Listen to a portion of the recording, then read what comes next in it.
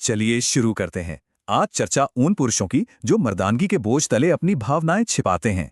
समाज के नियम देखिए, पुरुषों से हमेशा चट्टान की तरह मजबूत दिखने की उम्मीद की जाती है ना। लेकिन इन जेंडर रोल्स से परे हम सब सबसे पहले इंसान हैं। हमारी अपनी भावनाएं और कमजोरियां होती हैं। और असली ताकत कभी न गिरने में नहीं है, दर्द सहकर फिर से मुस्कुराने में ही असली मजबूती है। इसे कहानी से समझते हैं। एक बेहद सफल इंसान जिसने पूरी दुनिया की जिम्मेदारियों का बोझ उठा रखा था, पर जब थकान हावी हुई तो वो अपनी पार्टनर के सामने सारी दीवारें गिराकर फूट फूट कर रो पड़ा। उसकी पार्टनर ने बिना जज किए एक सुरक्षित एहसास दिया और कहा, रो ले, यहां कोई नहीं देख रहा।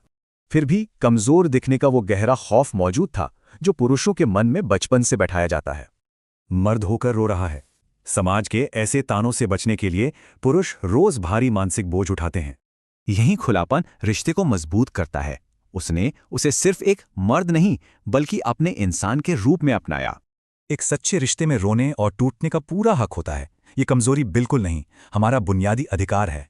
सच्ची साझेदारी इसी को कहते हैं।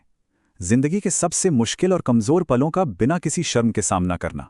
यहां बस एक ही शर्त है, गहरा विश्वास बनाए रखना और मुश्किल वक्त में कभी एक दूसरे का हाथ ना छोड़ना।